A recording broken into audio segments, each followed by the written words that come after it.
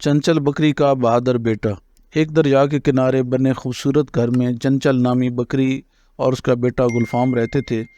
چنچل اپنے بیٹے کو بے حد پیار کرتی تھی۔ اگر کسی کام سے اسے باہر جانا پڑتا تو بیٹے کو گھر کے اندر قید کر کے جاتی، یعنی باہر سے تالا لگا کے جاتی۔ ایک دن چنچل کو اپنی بیمار خالہ کی مزاج پرسی کے لیے جانا پڑا۔ اس نے گلفام سے کہا، اپنا خیال رکھنا، میں سورج غروب ہونے سے پہلے واپس آ جاؤں گی، کسی اجنبی کے لیے دروازہ مت کھولنا۔ چنچل جب گئی، کچھ دیر بعد ہی ایک بھیڑیا جو کافی دنوں سے اس انتظار میں تھا کہ کب بکری اپنے بچے کو اکیلا چھوڑ کر جائے گی تو وہ اسے کھائے گا، یہ موقع آج اس سے مل گیا۔ اب چنچل نے تو اپنے موٹے تازے بیٹے کو گھر چھوڑ کر گئی۔ آج رات روسٹ بکرے کے ڈنر کی توقع رکھی جا سکتی ہے، یہ بھیڑیے نے سوچا۔ بھیڑیے نے اپنی آواز بدل کر دروازے پر دستک دے کر کہا، میرے پیارے پوتے، دروازہ کھولو، میں تمہارا دادا ہوں، تم سے ملنے آیا ہوں۔ گلفام نے دروازے کے سوراخ میں سے دیکھا تو اس نے کہا کہ یہ تو وہی خوفناک بھیڑیا ہے جس کے متعلق ماں نے مجھے خبردار کر رکھا تھا، میں اس کی چال میں نہیں آؤں گا۔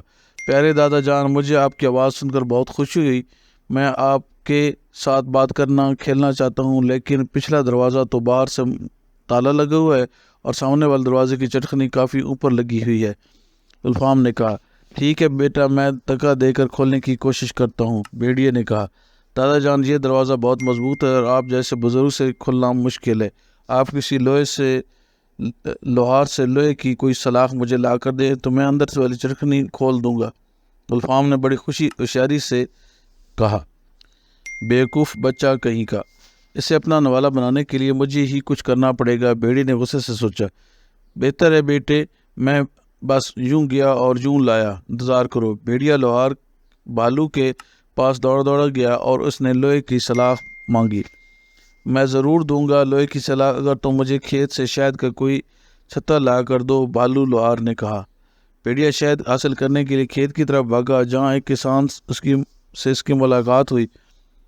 جناب، کیا آپ مجھے شہد کا کوئی چھتا دینا پسند کریں گے؟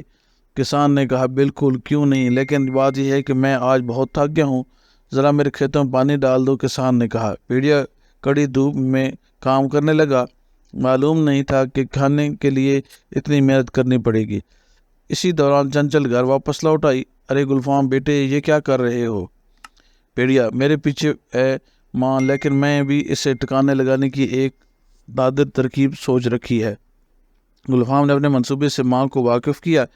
واہ، بہت خوب میرے ہوشیار بیٹے، میں گڑھا کھودنے میں اپنے نوکیلے سینگوں سے تمہاری مدد کروں گی۔ ادھر کھیت پر یہ لو شہد کا چھتا، اب تم کام ختم کر کے جا سکتے ہو، کسان نے کہا۔ شکر ہے، میں تو سمجھا تھا کہ مجھ سے سارا دن مسلسل کام لے گا، بھیڑی نے سوچا، اور چھتا لے کر بھاگتا ہوا لوہار کو شہد دینے اس کے پاس پہنچا۔ لوہار نے شہد لے کر سلاخ دیتے ہوئے کہا، یہ لو بھائی، یہ بہت مضبوط ہے۔ وہ سلاخ لے کر فوراً بکری کے گھر آیا۔ میرے پیارے پوتے، میں تمہارے لیے لوہے کی سلاخ لے آیا ہوں، یہ دیکھو، یہ رہی۔ بہت بہت شکریہ دادا جان، آپ یہ مجھے کھڑکی سے دے دیں، گلفام نے کہا۔ جاؤ ماں، جلدی سے اس پردے کے پیچھے چھپ جاؤ۔ پھر گلفام جیسے ہی دروازہ کھولا، بھیڑیا ویسے ہی تیزی سے جھپٹا اور دروازے کے سامنے کھدے گڑھے میں گر گیا۔ پھر منصوبے کے مطابق چنچل اپنی سینگوں کو اٹھا کر دوڑی اور خوب اس کی درگت بنائی۔ بھیڑیا چلاتا رہا، چلاؤ بچاؤ، بلا آخر جان سے گیا۔ اس لالچ کی سزا مل گئی۔ چنچل نے اپنے بیٹے سے کہا، گلفام بیٹے، آج تم نے اس بھیڑیے کو اچھا سبق سکھایا۔ ہاں ماں، آپ کو یقین ہو گیا ہوگا کہ میں بخوبی اپنی حفاظت کر سکتا ہوں۔